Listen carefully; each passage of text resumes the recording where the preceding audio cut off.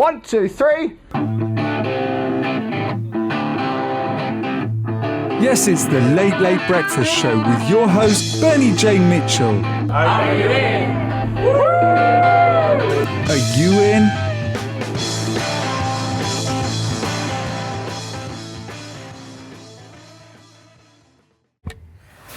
So I'm here in my favourite Euston co-working hub, that work hubs. we just had breakfast with Doug Shaw, so can you be quiet, Al? Thank you. Is that your bodyguard? So we just had breakfast with Doug Shaw, and I've written down on a bit of paper here some co-working, art collaboration, sharing economy and corporations, and we're going to zoom round and get Doug's esteemed opinion. So, other than play guitar and polish your iPhone on your jumper, what do you do, Doug? Well, today I got up at 5 o'clock in the morning to be here, so I'll do my best to be lucid and coherent. But if you hear snoring during this conversation, then I'm probably the guilty party. Beyond that, though, I'm really interested in how people in organisations collaborate and communicate, and how I can help them do it more effectively. And one of the things that we looked at this morning was what place does art and particularly this morning drawing have at work, because I think that we're very good at managing businesses by spreadsheets, and we're very good at telling people what to do, and actually I think there's a lost art of creativity that we can very easily apply into the workplace in order to help with improved collaboration, problem solving, mapping out opportunities, a whole load of things. So this morning was just an opportunity to play around with a couple of basic techniques that I think open up pathways to better collaboration, basically. So there's going to be an underlying backstory to this conversation, which is I think people are talking about being disruptive, a new world of work and everything like this, but they're secretly doing what they've always done, and or selling disruptive technology in a very traditional way. So that people are sticking to what they know. And so, something I noticed when I was working with drawing with Phil, I did a far superior bottle to him. Was just to explain to the people that, you know, the millions of people that weren't around the table this morning, we all had to draw something and then talk about it. And we did this in the space of about 3 minutes, and I quickly noticed that wasn't actually surprised that when we talked about what we were drawing and then went and had another go, it was dramatically better because we collaborated on it, which I naively assumed was where you were going with it. That's part of the point. So I think there are a couple of things, and perhaps if we can, we'll try and speak sketch, if you like, what happened and what some of the purposes and points are. So just to map out for people, one of the things that we did today was we spent about a minute or so just sketching, a simple pencil sketch of something that was on the table in front of us. And then we swapped our sketches with a partner and just spent a minute and a half each way kicking around some thoughts and questions about the sketch. Importantly, we were trying to suppress our natural urges to kind of pass judgment on the quality of the picture, but just ask more non-judgmental questions. And then we handed the pictures back to our partner, and then we spent another minute or so, perhaps a little bit longer, either refining the drawing or drawing another one. And that was the mechanics of the exercise. And there were a number of points to it, if you like. The first one was to explore what's the benefit of sharing your idea with somebody and getting some helpful feedback within the context of, like I said, non-judgmental questions. So we weren't looking for people to belittle each other's work, which I'm afraid is often what we see in the workplace. We were looking for people to ask more stretching and searching questions in the hope that that would help people to visualize what they were looking at in different ways. And as you know, because you were around the table, there were some really interesting sort of second responses. So having that little bit of conversation, like you're saying, collaborating. You said that people's drawings were better. I mean, actually what they were is just they were different, and they captured other angles, they saw more detail. I mean, actually, and to be balanced about this, one of the people in the group actually found their second effort they didn't feel it was as good because actually they had a little bit more time, and so they hadn't had, you know, they quite like being rushed. Yeah, they'd overthought it. So there's no one answer, and again, I hope I'm not here to provide answers, if you like. I think maybe just help people ask better questions, but that was hopefully gives people a bit of a flavour of kind of what went on and the buzz that was created. You're not the solution. Absolutely not. No. So I'm going to jump on something there, because there's when you're in a collaborative environment or a work environment, there's some people in my life where they say no, I'm not going to do that, and there's a level of trust there when they're not going to do that because they're not going to do that, and that's fine. And there's other people with agendas, and there's a line between. How do you pull a group round to being able to be very clear and direct and purposeful in their communication, and or just manipulative? Okay, great question. So I think there are a number of things at play here. I mean, the uncomfortable fact of the matter is that we're still working in an environment. Most people are still working in an environment that's largely coercive. In other words, they're being told what to do, having stuff done to them, rather than what really should be. We're intelligent human beings. We should be looking to do things in a more coactive way, i.e., doing things with each other. So I think it's important to recognise that's I think a more desirous state, and that's not to say that there aren't times when instructions need to be followed. When the airline pilot says put on your seatbelts, we're going through some turbulence, I trust their judgment and I listen to them. But a lot of the times at work we end up just doing stuff because we're told to, and because we don't have the space and the time to think differently. So one of the places I like to start with people is be explicitly invitational, and be quite explicitly vague as well, if that's not too much of a dichotomy. So I like to create an environment where people are invited to contribute rather than forced to contribute. And that can sometimes mean that the conversation might take a little bit of time to get flowing, because again, what's really interesting is you can get a group of very intelligent people around the table, give them the space to think for themselves, and one of the first questions they'll ask is, so what do you want us to talk about? And that's not the right question, because to me that's just carrying out that similar kind of pattern. So my response to all that is that, well, I'm here today to facilitate dialogue among you, not to tell you what to do. Is that not sometimes a bit weird for people? They're like, yeah, totally, yeah. In fact, jumping out of a plane without a parachute.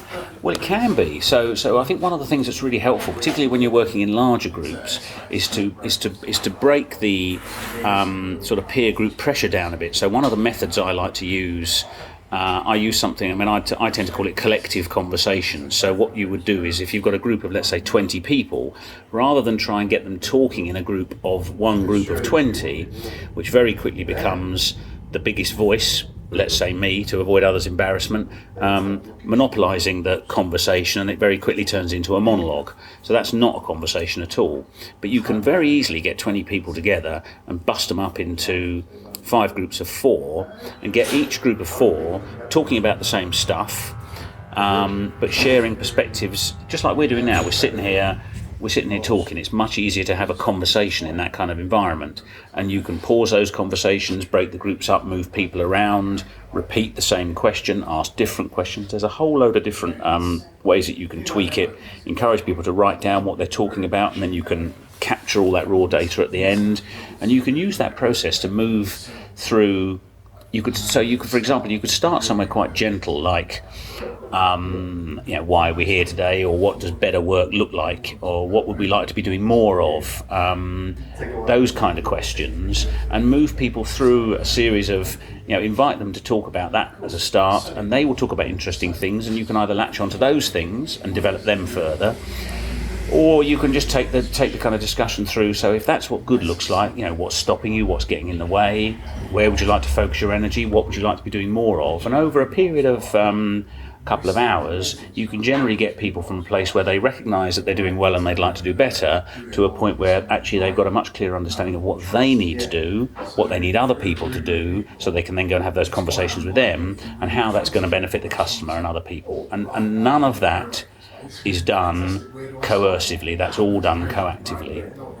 So with quite a few points in there, I was going to say, there's that how people communicate in bigger groups, and I wanted to plug that into the whole Brené Brown thing, because I'm a huge Brené Brown fan, and I think I want to get your opinion on, we've grown up in this sort of educations for industry, and also there's a lot of, where the art came from this morning is people were shy to either express themselves or put something down on paper or speak up because they've been punched in the face verbally when they were younger, and how I'd dearly love us to be heading towards this sort of open, transparent, fluid communication model where people can are responsible for what they do, but they also not do what they want. But I don't mind people doing what they want, but there's a freedom of movement. So when you get in those group situations, how do you avoid shame governing the whole day to get the outcome that's best for the group? What a long question, sorry. But it's a really interesting one. So and it culminated in that. So how do you kind of avoid shame? And I think to some extent you avoid. Stay home. Yes, you avoid shame by never going out anywhere. I think you have to acknowledge it in the first place. So increasingly, I find when I'm asked to give talks at conferences, I find myself talking about very simple, basic things like fear and shame and how they arise. And you mentioned Brené Brown earlier on, and I think there's a fantastic piece of insight from her and her team's research on vulnerability, where over 13,000 interviews that they conducted looking into shame and vulnerability, they found that 80% of the interviewees had an experience in their early years of education that had shamed them so much it had forever changed the way they felt about learning. And half of those experiences related to art and creativity. And as you know from the conversation we had around the table this morning, we were all kind of playing back situations where little Timmy's drawing gets taken the mickey out of, or whatever. It's not good enough. So I think the first thing to do is recognise that this stuff exists, because for too long we've wandered around and we've internalised it, and I think that's really unhelpful. And I find that very often that simple acknowledgement can be the key, if you like, the key in the lock that allows a bit more freedom of expression to flow. That's not always the case. So sometimes I find myself having to acknowledge other shortcomings that I have, and I'm only human, so I've got many like we all have, and I don't particularly necessarily like to always talk about all of them. But I think at the same time, I believe that the power of leading by example is hugely undervalued, and so I think if I am to convey any sincerity in what I think and feel, then I think that first and foremost I have to be comfortable to not ask people to do things that I wouldn't do myself. And I think the easiest way to do that is to show that anybody can do this kind of thing. I mean, if I can acknowledge my weaknesses, if that's the right word, then so can you, so can anybody else. And once we've done that, then we can kind of move on from that into a more healthy place. So you asked a long question. I'm sorry I've given you a long answer, but I think that there's something in that. So with that, I'm going to shift gears, as I like to say, to go to co-working, because you don't. What's your vision of co-working, or picture of idea? How would you like to co-work? Because it hasn't always been. Well, so many different opinions about this, and there's that. When you turn up and sit around a table, what do you want to do with people? Great question. So we're here at Work Hubs today, and one of the things I think is really interesting about this co-working environment is that on the desks there are very simple little signs, and I'm just going to turn away. Yeah. They say, one of them says busy, I'm getting on with stuff, and the other one says bored, please come and talk to me. So I think, co-working should be what works best for everybody, but I think one of the things that's really interesting about it is at least it creates the opportunity for dialogue.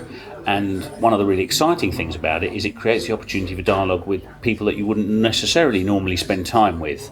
So I think it was Tom Peters who said that the people who are really great at business spend, whatever it is, 50% of their time, I'm making these numbers up, we need to double check them, but something like 50% of their time with outsiders and 75% of that time with wacko outsiders. Yep. So stretching yourself and putting yourself in front and with different people. So I think co-working is really exciting for that kind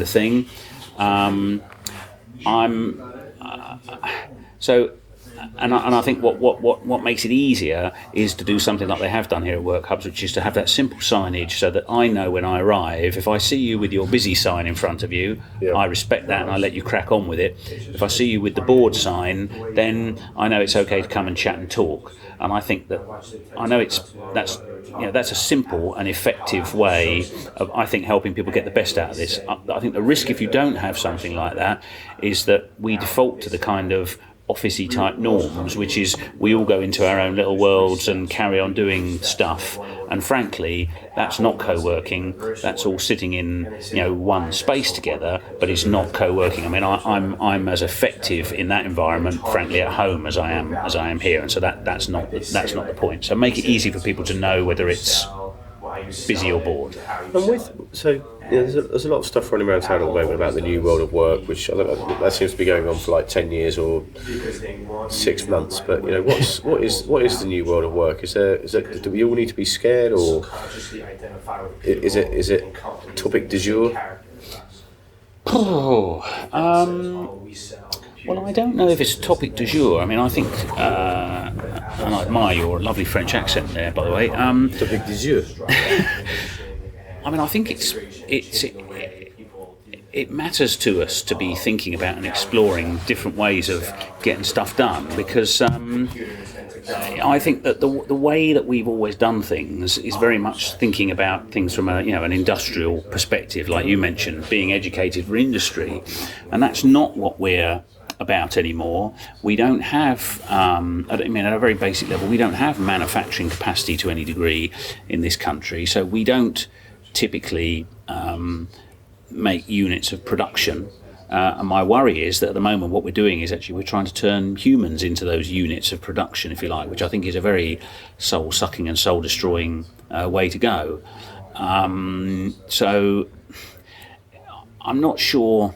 Again, I don't really have the answers as such, but I think there's an awful lot of room for dialogue and conversation about how do we help people to bring their best stuff to work.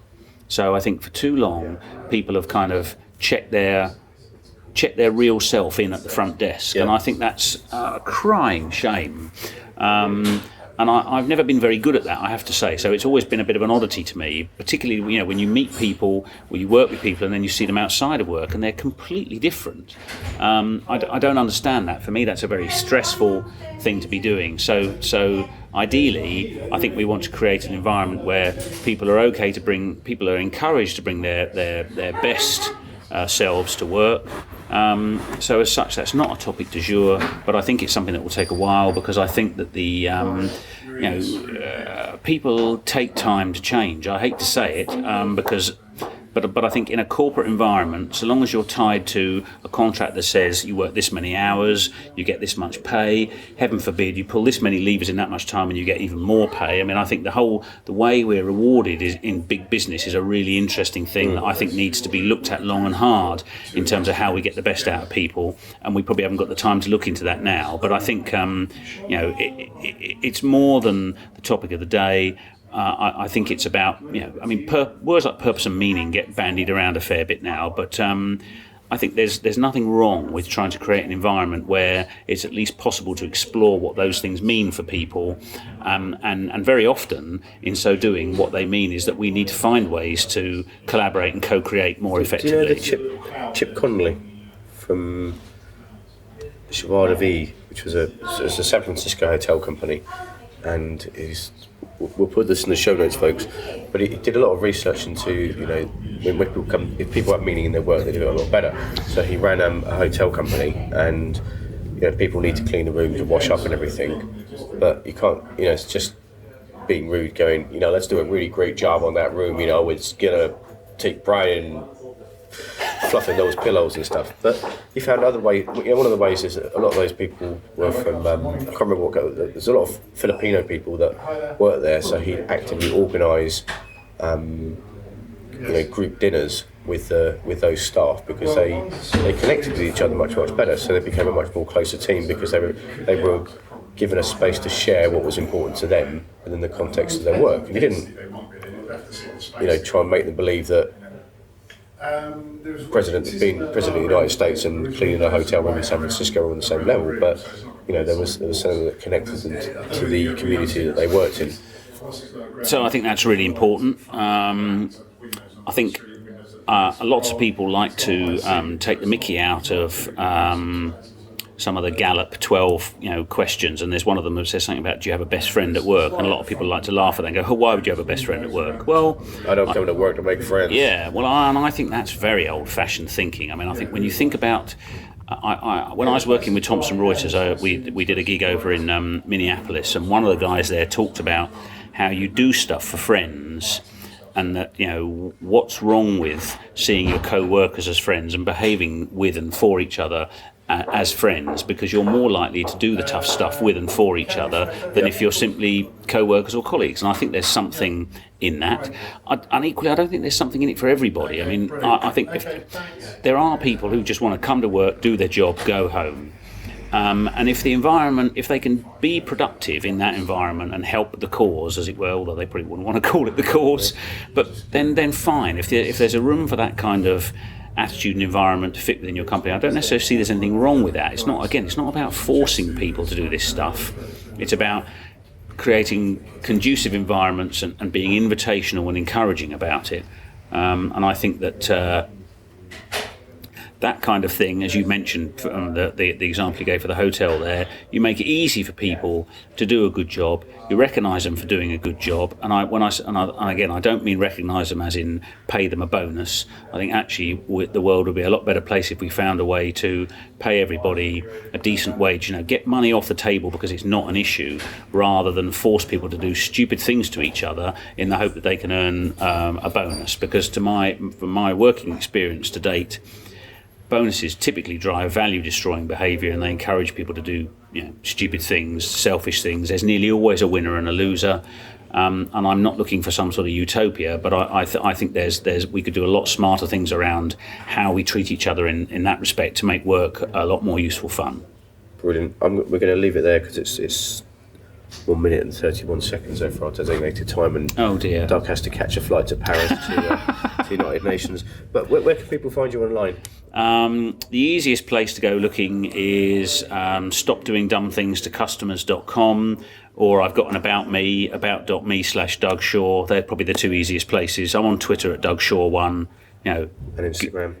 Instagram as Doug Shaw, yeah. So Google it up and you'll find me somewhere. And you can see Doug playing ukuleles, guitars, and singing along, and is available for weddings, funerals, and bar mitzvahs. Right, thank you very much for breakfast. Cheers, today. Bernie. Thanks for the opportunity. Bye. Please go to berniejmitchell.com/podcast. Bernie would love your feedback.